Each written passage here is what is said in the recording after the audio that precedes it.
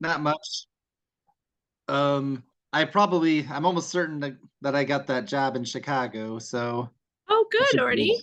Yeah, they just said they're waiting for the fingerprint results and there's nothing there, so it should be fine, but still not Good. official. But yeah, I probably should hear some good news this week. So yeah, it'd be the main Chicago branch right downtown.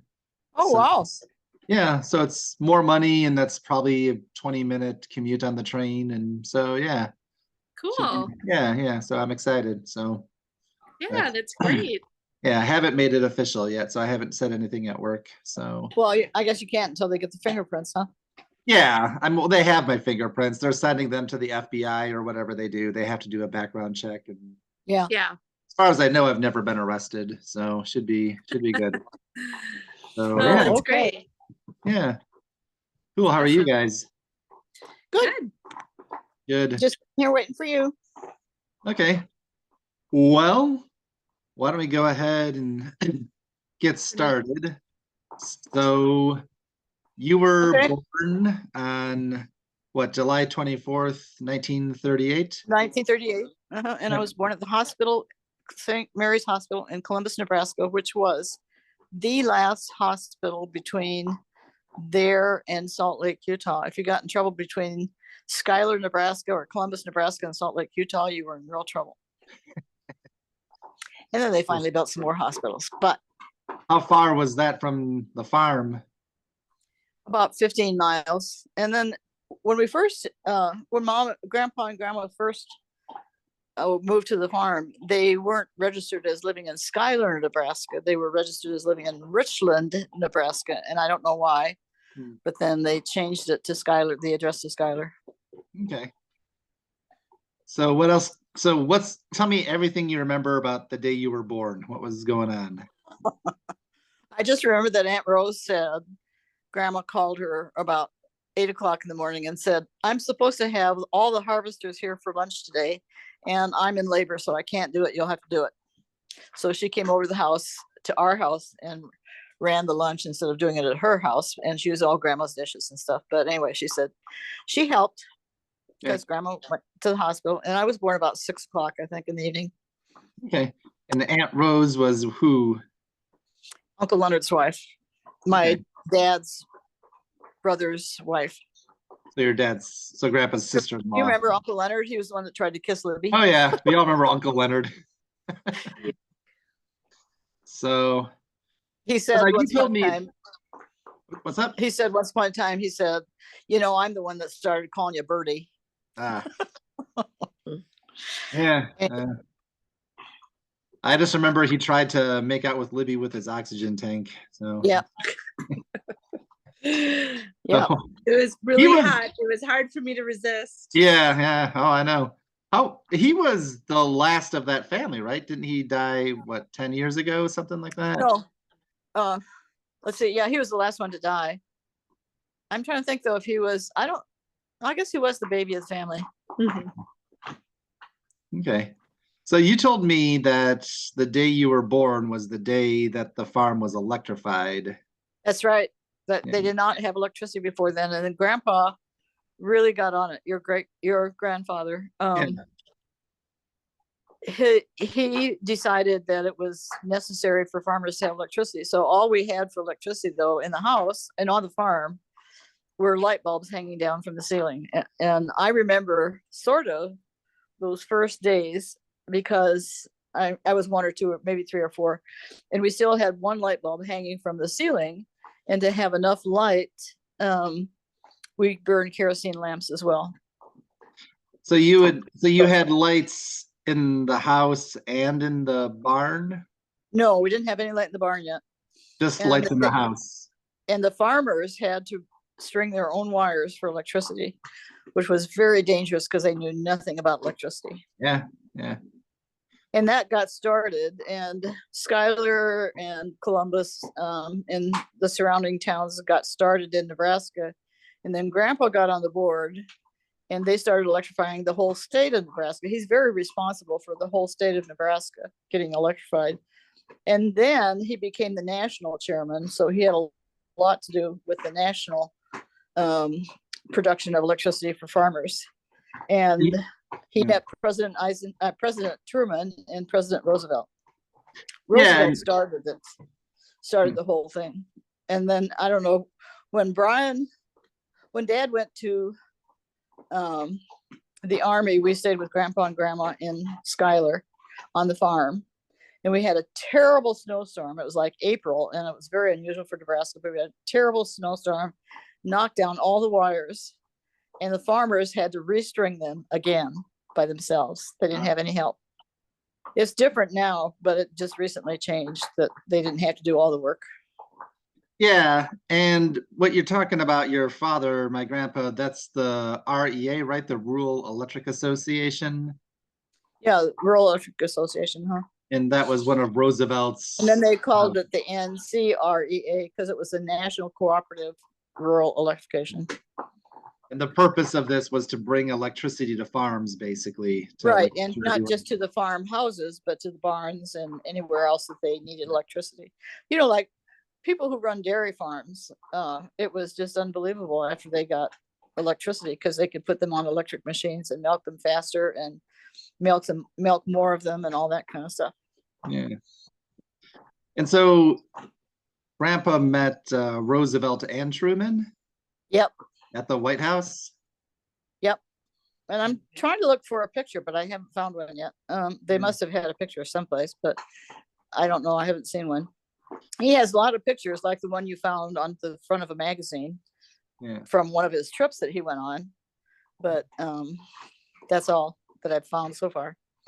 So did he have a preference for Roosevelt or Truman, or does he remember much? Did he remember much about either one? No, he was a Democrat full-fledged after that. After Truman started, after Roosevelt started the REA, he was very strongly. He knew all the senators and all the congressmen from Nebraska very well. Yeah. He got Martin out of the service. He was in China, and Martin. He got him out 6 months early because he called Roman Hruska, who was a good old Bohunk, Democratic Bohunk. Yeah. His name is spelled Hruska, but it's pronounced Hruska. Yeah. And anyway, he called him and said, "Get my son back home. I need him. We don't have any hired help, and it's hard to farm." And this So was Martin during came the home. war, like the Mhm. Second World War. During the Second World War. Mhm. Yeah. Okay. And Martin had been shipped to China. Yeah. So he came home and he was very embarrassed because he was a Marine and he didn't think he should be coming home yet. But oh well. A little embarrassed he didn't see any action. Not very much. He told Jim McVeigh, your brother-in-law, that he marched with Chiang Kai-shek, but I don't know if that's true. Yeah. I never heard him say that. And the last time I talked to him, I recorded his story with Ron Shanka's story. Ron was in the Korean War and he was a Top Gun. He was a And pilot. Martin, yep. I didn't know that. And Martin was just a Marine on the road. Yeah. But he never told that story that time either. So I don't know if it's true or not, but I don't know. He told Jim that, so I believe it. Could be. Yeah. And then he also said, Ronnie was a Top Gun. And I went to his funeral when he passed away. He was such a sweetheart. And anyway, I went to his funeral, and one of the guys that flew with him said, Ronnie was quite the pilot. He really wanted to defend the guys on the ground, so he flew very low. He almost always came home with green leaves from the trees on his wings of his airplane. So he was a really good pilot. When did he fly? When? Yeah. Oh, probably I'm trying to think when the Korean War was. 50-ish. 1950 to 53. So he flew in the Korean War. Yep. Yeah. So what was life on the farm like? Kind of like, because I don't really remember the farm. I'm too young for that. That was kind of gone by the time I came along. Like, was there a house and a barn or what? What are we talking about here? The house I think was built by Emil Sofel, although originally the house and the farm belonged to a woman. I think I looked it up for previous owners, and Emil Sofel bought it from a woman, I believe. I'll have to look that up again. But if it wasn't our farm, it was a farm next door, which was also a Shanka farm.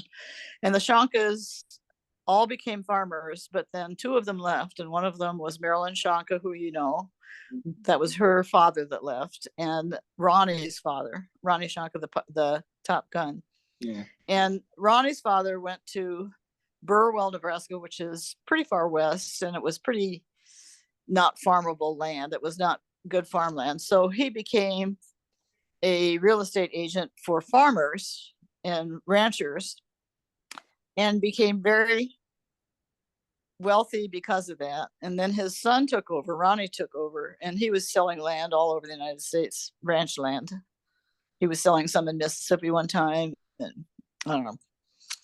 Anyway, they both became very good real estate agents and became very famous. And Uncle Eldon, who was Marilyn's father, was kind of a rounder. He ran a feed mill, I believe, in the end. He did a farm for a while, but then he ran a feed mill. And then he died young, and probably from drinking. I'm not sure. Maybe that should not be revealed in a book. Well, but I'm not planning on that. So yeah. But anyway, and he married a nice lady from Clarkson, Nebraska, and they had 3 kids: Bernard, who was Katie and Martin's age, and Marilyn, who was my age, and then a younger sister of Marilyn's, who was younger than us. She was probably 3 or 4 years younger than me. And she told me one day that she had named one of her children after me, which I was very flattered by.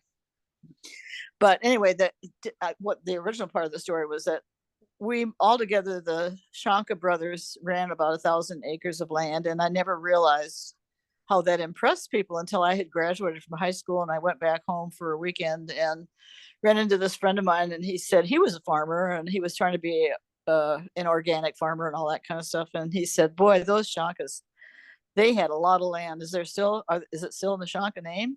And I said, no, not all of them.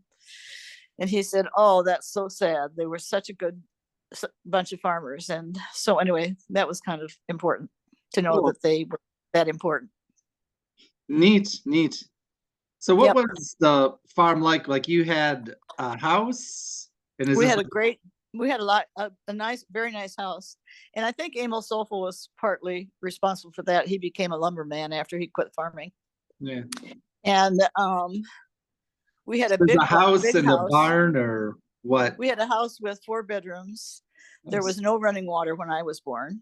And wow. We didn't have any running water in the house until I was probably 8 or 9. So what did you do for going to the bathroom or taking a bath? We'd go to the outhouse. We had an outhouse. Doesn't sound like a lot of fun. We had a pump that we had to pump water and take it in the house. And your grandmother had a wood stove when I was very young, and we would burn cobs in it. And one time, is that the wood stove that was in the garage when we were kids? I think it was. Yeah. They gave it to my grandma Jonas when they got electricity on the farm, but she would, heat up the oven and cook like crazy. And she was a very good cook. And I don't know how they ever figured out what the temperature of the oven was, but anyway, they did. And then, so what was it like to take a bath? Like, did you have to you had to heat up the water and put it in the tub. And Katie and Martin remember that they took a bath after Daddy, when he was out farming and he was all dirty. He took the first bath. And then they had to take the bath after him in a tub. It wasn't in the bathroom. It wasn't that kind of fancy tub. It was just a big wash tub. And they got in there and took the bath after Grandpa was all dirty. And then I don't know when mom got a bath, but anyway, it was pretty dirty by the time she got in there, I'm sure. Anyway, we pumped water and heated it on the stove, and there was no way to keep it warm. You just hurried up and got out of there, and so the next person could get a warm bath. And then we finally got a tub, but we still didn't have running water. And I think at first we had only cold running water, so you had to still heat water up and put it in the tub. So you had to go out. Finally got running water, but we would pump buckets of water for baths and put it on the stove, get it warm. That sounds pretty hard. I mean, you have to go out. And what about going to the bathroom in the winter and all that? You still had to go out to the outhouse? Yep. Yep. So you had to put your boots on. That was no fun at all. Yeah.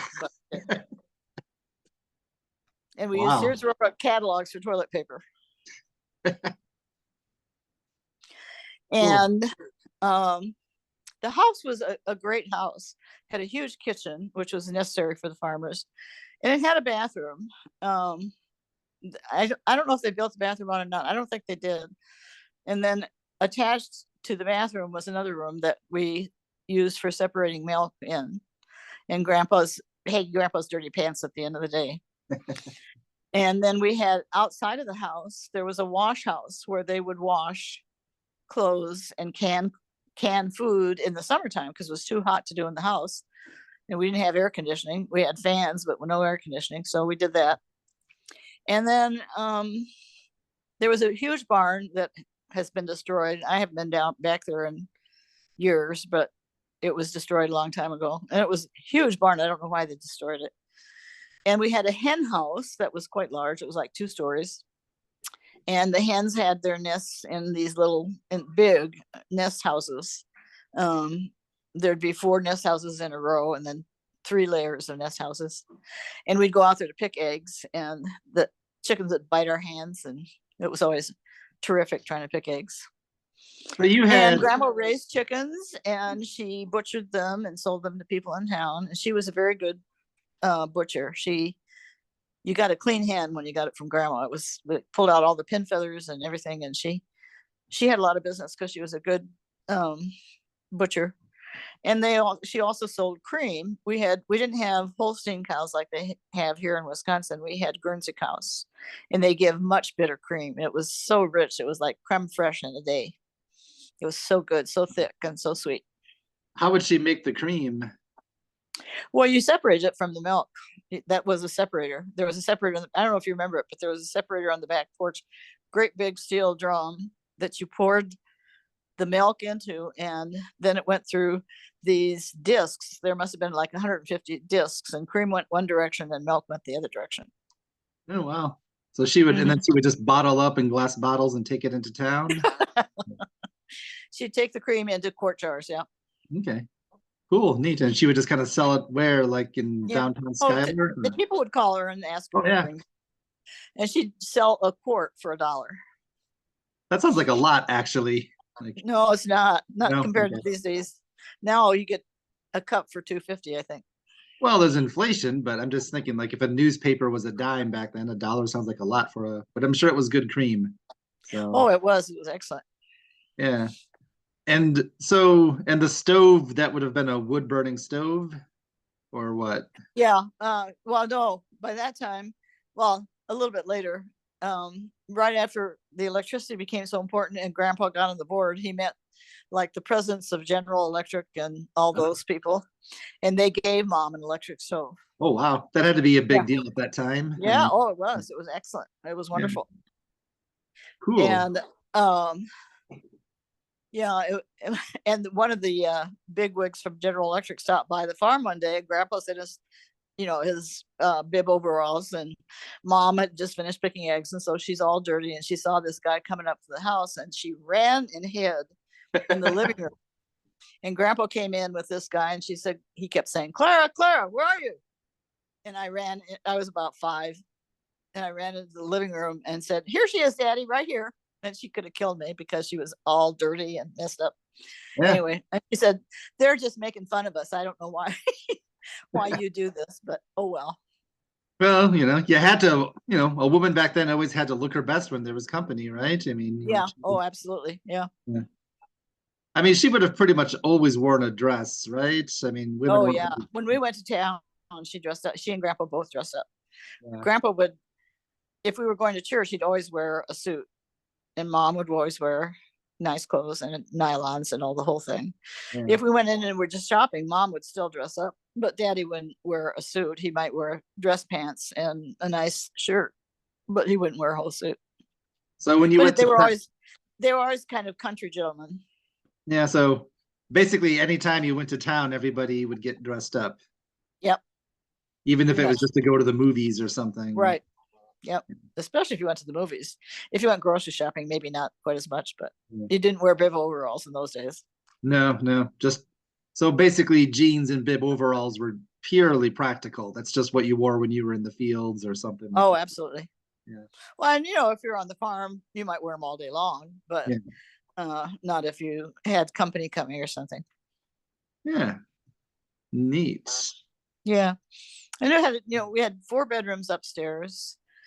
The bathroom was downstairs and the telephone was downstairs, and it was a ringer type telephone. It was a big box, wood box with a little handle on the side, and you'd wind that around to get the operator, and it would tinkle. So everybody it was always a party line. There were at least 5 people on the line, all farmers. And if you round that handle up to get the operator, it rang in everybody's house. So everybody would pick up the receiver and listen to the conversation. Yeah, so a party line meant there were multiple people on that same line. Yeah. And if they wanted to, they could listen in on other conversations, just like you could listen. Yeah. And like every house had a distinctive ring, right? Like yours was 2 rings. And ours was 1 long and 2 short, I think. And I think the phone number was 501, but I'm not sure. Just 3 numbers. Yeah, I think. I'm not sure now. That could have been our license plate number. But so that was the phone you used when you were a girl. Mm-hmm. This is in all through your high school years or what? Oh yeah, but I lived in town with Grandma Jonas, and she had a party line on her phone too, but it wasn't as you couldn't notify other people that you're making a phone call. You just picked up the receiver and called the operator. They would call the operator, and even if you knew the number, the operator would have to dial it for you. Like, yep. Like, could you say, I want to talk to Carl Jonas, and if she knew who that was, she could punch it in herself, or did you pretty much have to know the number? You'd have to have the numbers. You should have the number, but they would find it for you and plug it in. I mean, I'm thinking Schuyler is a small town. I just have this like stereotype that the operator would have kind of known everybody, or no, not really. Yeah. Oh yeah, for sure. And the operator's a pretty powerful person, really, because she kind of knows. When your dad and I were first married, we had a party line on our phone. Yeah. But you didn't hear anybody picking up the receiver or anything. But still, people could on the line could. They could. So when you were in high school, were you kind of careful when you called boys and stuff like that? Or no, I didn't call boys. You didn't do that in those days. Well, if boys called you, I mean. I did it in nurses training. I called your father a couple times, but yeah. Oh well. But yeah, the telephone was in the kitchen. So if you got an emergency type phone call, you were scared to death because it rang in the middle of the night. You knew it was an emergency because nobody would call you in the middle of the night, except some, but you'd have to run all the way downstairs. And I think I told you the story of your Aunt Katie. I'm not sure. I've shown me lots of stories about her. So what's this one? So she loved to do things. So she was married and they came home for Christmas. They were living in Georgia by this time, and Uncle Smoke was a civilian flight instructor for the Army. So anyway, they came home, they flew home, and they came home for Christmas, and they went to town to see all their friends, and Katie had a little too much to drink. So they came home, and I was babysitting with their kids, and they walked into the kitchen, and Katie said, "Let's call somebody." It was like 1:00 in the morning. And I said, "Oh, Katie, come on." She said, no, let's call somebody. So she got on the phone and rang up this farm number of the farmer. And she didn't know who it was, of course, but the woman had to run all the way downstairs to answer the phone, I'm sure. And I'm sure she was pretty upset when she heard Katie's voice. And she said, "Hi, Thelma." She didn't know these people from the Hill Beans. She said, "Hi, Thelma, how are you today?" Because her phone number was in the phone book and the names were in the phone book. Yeah. And so the woman said, "Well, I'm fine, but it's the middle of the night, for goodness sakes. What do you want?" And she said, "I would like to talk to your husband for just a few minutes." And she said, "Well, how do you know my husband?" And Katie said, "Well, we just know each other. So please get him on the phone."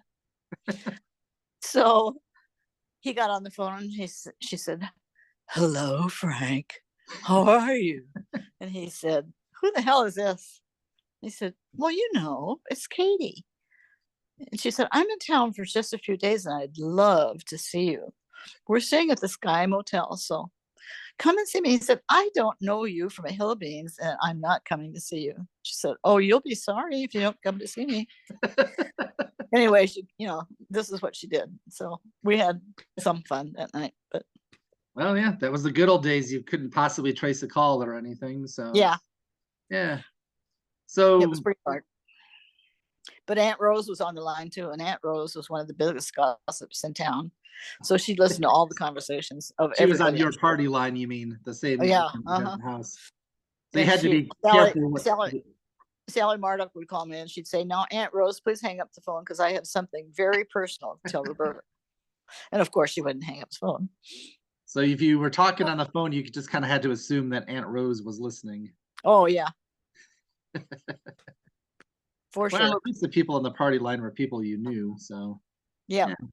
So what else is on the farm? So you had chickens. You were mostly what? He was mostly a wheat farmer. Grandpa farmed wheat, and they would rotate crops to fertilize the land. They'd put alfalfa on the crop on the field one year, and then grow wheat the next couple of years, and then put alfalfa back on the farm again. Yeah. So they got into rotating crops to save the land. And they're talking about the fact that land is not very good anymore. So I don't know. They'll have to grow a lot of alfalfa, I guess. Yeah. So you had wheat and alfalfa and chickens. You had pigs, right? We had corn. Uncle Martin did pigs. He was a big pig farmer. There weren't pigs on your farm growing up? We didn't really. Mom hated pigs, and they smelled terrible. So his pig shed was right close to the house on the east side, and the wind would come from the east, and it would just smell terrible. But oh well. So and he got pretty famous for being a pig farmer, but then that industry kind of became a co-op, and it kind of put him down. He didn't have enough land to farm, and he didn't have enough pigs, and so he got into the co-op, which did pretty well, but that kind of fizzled out too. So he was talking about Grandpa Shaka here, or no, I'm talking about Martin. Yeah, Uncle Martin. Uncle Martin was the pig farmer. I remember that. Mm-hmm. Yeah. Mm-hmm. Yeah. Grandpa had cows and cattle, and he had a pasture on the Platte River. And right off the pasture land, and connected to his pasture, was an island that the Foldas, who are also relatives, used to own. And when they died or whatever, Grandpa started to pay taxes on the land and started to buy it. And so this guy across the river was an attorney, and he knew what the land was worth, and he kept offering Grandpa money, and Grandpa finally got tired of fighting with him. And so he went to his attorney and said, "What should I do?" And he said, "You're about ready to retire, just sell him the land." So he sold the land for about $10,000. And that was really cheap even then. And the guy made it into a resort. It's worth millions of dollars right now. Wow. Is that resort still around? I would have liked to have claimed it when Grandpa passed away, because he gave Katie and I that pasture. And Grandpa insisted that they come and put up a dike along that from the pasture to the island, because that little stream that ran through the pasture as a result of the river, the Platte River, ran through the Grandpa's pasture, and every year it flooded, and it flooded even in Schuyler from that little tiny stream. So he convinced the city or the county, whatever, to put up a dike which connected that island then, because there wasn't water between the island and the pasture anymore. So the south side of the property, according to me, made the island my island, because there wasn't any water running through there anymore. And it said to the middle of the south side of the land line that he owned, the south side of the island was where the water was going, and there wasn't. So the property line said to the middle of the stream. So in my head, the island was again connected to the pasture, and I wanted to claim it, but this attorney discouraged me. So I didn't, and I should have. Well, according to Zoom, we have to end this meeting. I only get an hour for free. Okay. But I'm going to try to upgrade. I'll have to come up with a better plan. We need people to talk longer than an hour, but okay. Guess I'll have to end the meeting. But I'll make a recording of it, and I'll upload it and text everybody so everyone can see this. But this was awesome, Mom. This was a lot of fun. Okay. So we got to do. I'm glad you like it. Yeah, no, we got to do this more often. It's not hard to tell me for me to tell stories. You know that. It is not. Never. Yeah, that's a good trait you have. So No, this is awesome. We got to do this more often, but I'm gonna have to Okay. sign off right now. So Well, love I'm you leaving lots, Mom. Thursday. I'll be at Uncle Dennis's house. No, I'm leaving Thursday. Next Monday, I'll be at Molly's house. Okay. Okay, yeah, probably do this once a week or something, but we can work that Okay. out. Sounds good. Whatever's to best for me. you. But all right, great. Well, it was good to talk to you, and I will see you soon. Okay, honey. Love you. Thank you so much. Love you It was too. fun. Yeah. Okay. Okay. Bye-bye.